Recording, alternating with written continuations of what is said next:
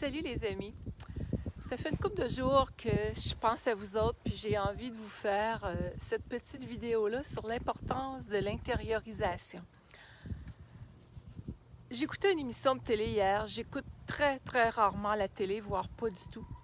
Et il y a quelqu'un qui m'appelle pour me dire « Écoute telle émission ». OK. Pour m'apercevoir, et ça fait tellement depuis longtemps que ce phénomène-là est là, le jugement envers les gens qui veulent être dans le cœur est encore trop présent. J'ai, depuis 26 ans, fait des conférences dans les milieux d'affaires et j'ai toujours été engagée pour des groupes, des entreprises qui valorisaient l'importance de l'entraide, la communication, du retour vers soi.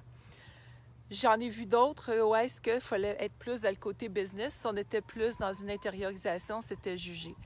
Et je m'aperçois qu'il y a deux volets socialement qui s'opposent trop souvent. Un volet où est-ce que les gens qui ont le goût d'être dans le cœur, qui veulent faire changer le monde, sont jugés comme étant superficiels et on pourrait rajouter bien des qualificatifs. Et on va avoir d'autres personnes, et là je ne suis pas en train de diviser, je veux réunir. Moi j'ai toujours été une femme qui a valorisé l'unité intérieure, puis c'est ça que je veux amener comme sujet aujourd'hui.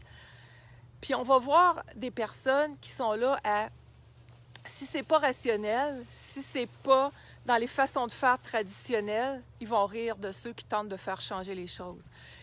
Et dans l'histoire du monde, s'il y a des gens qui n'avaient pas ouvert leur cœur à dire comment on peut faire différemment, on croira encore que la Terre est plate, puis on sera encore avec des méthodes des années 1800.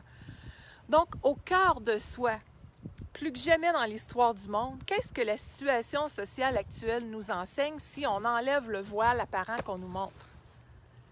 Revenir à soi. Revenir à soi, arrêter de se diviser, puis arrêter de se taper dessus pour des principes basés sur l'ego. Ça n'a pas de bon sens, ce qui se passe là. Les gens sont focalisés, je trouve, sur quelque chose sur lequel ils mettent de l'ampleur, quand la vraie réalité à comprendre en ce moment, c'est est-ce que je suis dans mon cœur? Comment je peux m'occuper de moi? Imaginez-vous, je vous mets en contexte.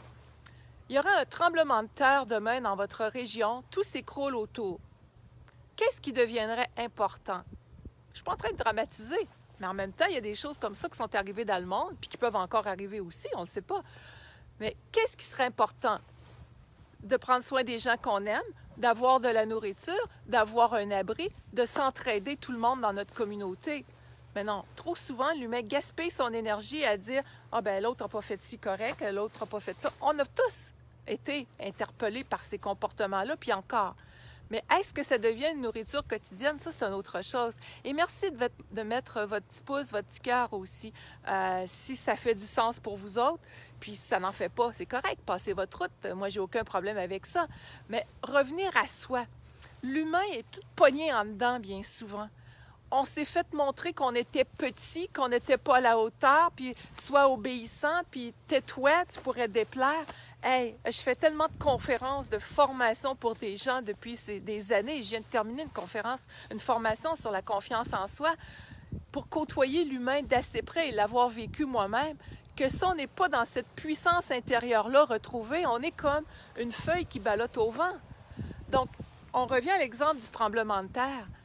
Si on n'est pas dans l'expansion, dans l'ouverture par rapport à l'être humain en général et par rapport à soi d'abord, on est comment?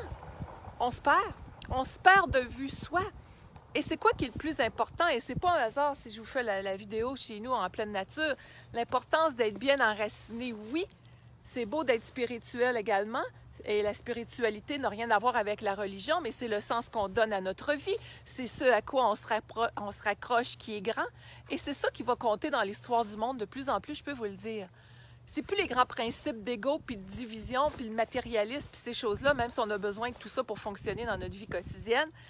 Il y a eu une vision trop rattachée à ces espaces artificiels-là qui a été donnée dans l'histoire du monde, surtout dans les dernières décennies, et qui est en train de s'écrouler.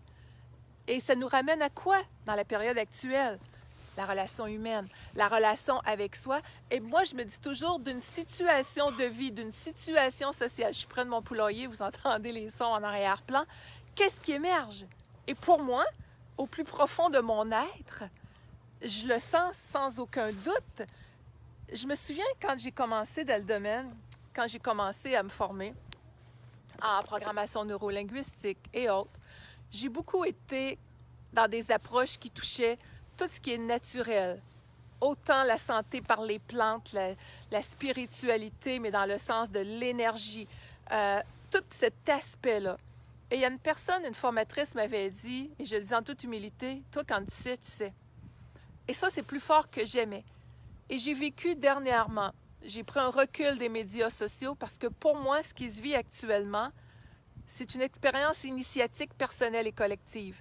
Et j'ai vécu moi-même quelque chose de très, très grand intérieurement dans cette connexion-là qui vient me faire un pas de plus dans cet alignement-là.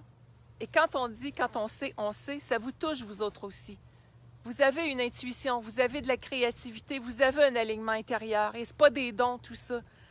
Et c'est quand on n'écoute pas ça qu'on se perd. Et quand cette femme-là m'avait dit ça, quand tu sais, j'y croyais plus ou moins. Et c'est devenu plus fort que jamais au fil des années, que quand j'écoutais cette partie de moi, c'était là. Donc, en ce moment, les amis, on a à faire cette rencontre-là avec soi.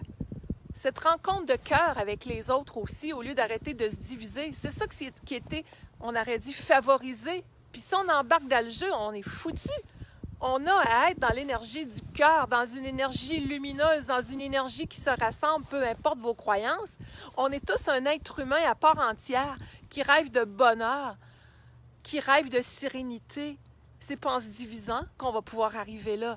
C'est en revenant à comment je peux assez prendre soin de moi aujourd'hui dans l'amour, l'aisance, la joie, la légèreté, même si il y a du tumulte social, pour que ce bonheur-là, cette grandeur d'âme-là, que je me sente enracinée dedans et connectée, et que c'est ça que je vais partager avec les autres et que je vais attirer dans mon univers.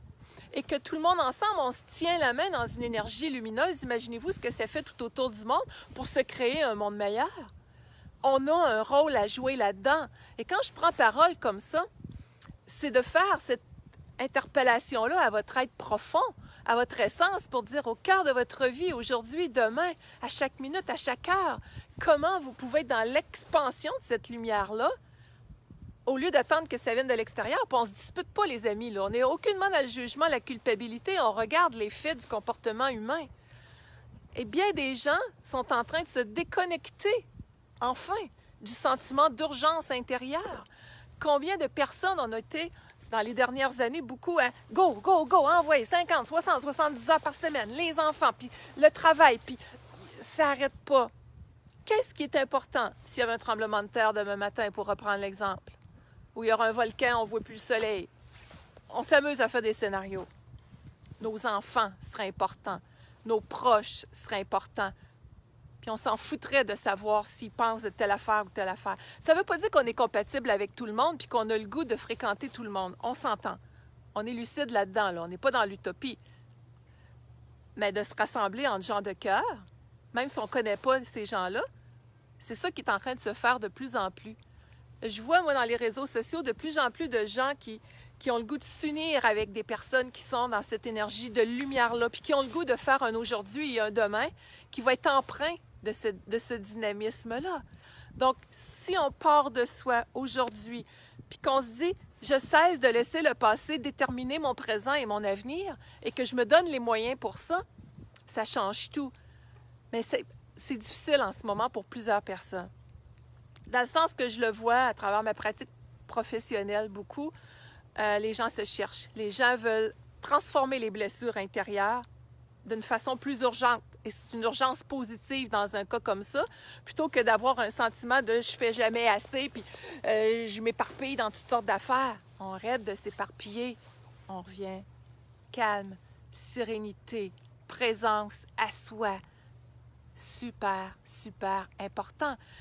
Et de faire ce contact-là, cette grande rencontre avec soi en ce moment, et c'est le but de notre vie. Il y en a qui disent « je cherche ma mission de vie ». Ici, c'était juste ça. J'aime pas le mot mission, mais on se comprend. Faire cette rencontre avec soi. Qui je suis? C'est quoi ma raison d'être sur cette belle planète? Qu'est-ce que je fais ici? Comme j'ai déjà dit dans des formations, dans des lives, on se réalise à travers un travail, à travers un couple, à travers un loisir et toutes sortes de choses, mais on n'est pas ça. Tout ça n'existe plus. Qui je suis? Posez-vous cette question-là. qui je suis. On est des êtres de relation, on a besoin d'être ensemble. Mais avant tout, si on se sent dans la solitude, et c'est une réalité, on n'ira pas les choses, mais souvent, on s'est isolé de soi. On dit la plus grande séparation, c'est celle d'avec soi. Donc, dans le quotidien, vous pourriez juste vous ramener à tapoter ce qu'on appelle le thymus ici, là, juste dans le haut ici du sternum, là. Juste tapoter. Même si je sens que je passe une période difficile, je choisis d'être connectée à ma lumière et je m'aime, je m'accepte de plus en plus. Juste prendre une petite phrase comme ça, faites reculer la vidéo pour réentendre et tapoter en répétant votre petite phrase quelques fois. Et quand vous vous sentez stressé, wow, tapotez et ça vient travailler au niveau de l'immunité en plus quand vous faites des recherches à ce niveau-là, semble-t-il. Ça calme, ça connecte au niveau du cortex cérébral pour venir réaligner. Donc, tenez-vous avec des gens qui vous élèvent et qui vous tirent vers le bas. On s'éloigne. Si on sent qu'il n'y a pas de compatibilité, on a le droit de s'éloigner, mais ça essaie de se tirer vers le bas soi-même. En donnant encore une emprise à des événements passés qui nous ont fait croire qu'on n'était pas méritant ou méritante, comme on a dit au début. Donc, ça ne veut pas dire qu'on ne les a pas vécus. Si vous avez vécu de la violence en milieu familial ou autre, les faits sont là.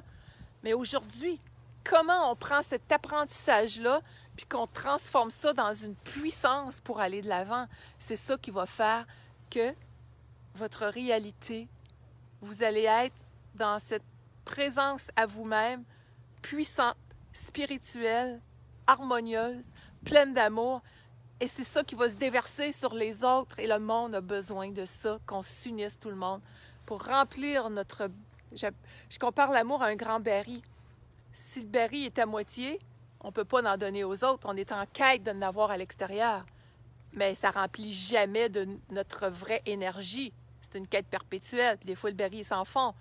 Donc, on remplit notre baril d'amour, de présence, de sollicitude, de sérénité, d'accueil envers soi. Et on partage avec les autres. Mais ainsi, on reçoit des autres également. Merci pour vos petits mots. Merci de commenter.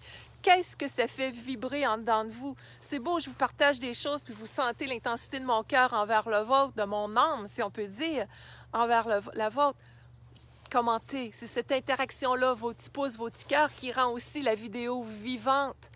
Donc, si vous avez besoin de plus de ressources, soyez à l'affût de qu'est-ce qui peut vous aider. Vous avez sur mon site Internet, dans la section blog, lynnebolduc.com, dans la section blog, plusieurs articles, vidéos. Vous avez dans la section formation aussi, j'ai des formations qui vont aller vous aider à dégager ces blessures intérieures-là. Ils vont vous aider à reprogrammer votre esprit, si on veut, votre mental pour qu'est-ce que vous voulez vraiment. Vous avez ça dans la section formation. Il y en a autant sur le lâcher-prise, la pleine conscience. Il a réalisé ma vie qui va directement dans cet axe-là. En quelques semaines, ça vous fait faire un levier extraordinaire.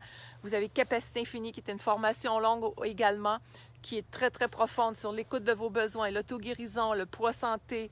On va aller parler là-dedans de l'affectif, de l'abondance. Et abondance, c'est pas une notion de capitalisme, c'est une notion d'état intérieur à l'intérieur de soi, oui, pour créer la vie que l'on veut. On va dire, OK, le contexte social n'est peut-être pas tout ce qu'on veut. C'est correct. Mais on peut placer en dedans de soi ce que l'on veut être pour choisir de se différencier dans notre réalité quotidienne alignée avec nos valeurs. Et je me dis, c'est pas un hasard. J'ai énormément de compassion avec ce qui se passe socialement.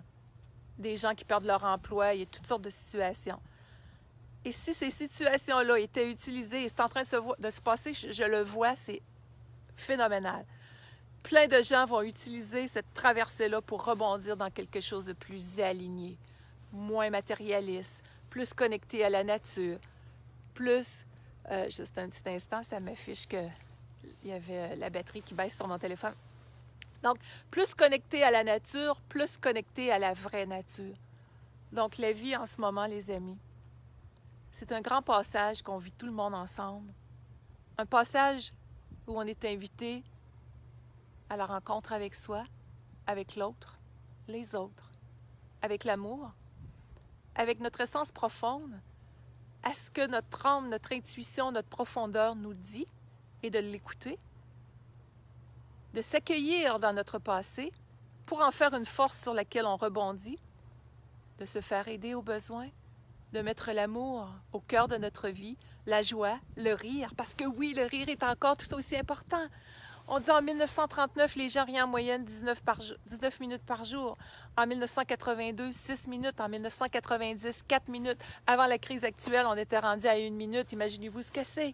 Plus important que jamais, si on tente de nous éteindre, de remettre la vie en mouvement, de remettre cette énergie du cœur-là, présente, pétillante, qui entraîne un grand mouvement de vie qui circule en dedans de soi, au lieu de faire en sorte qu'on s'éteint puis qu'on rampe encore à terre. Stop, les amis!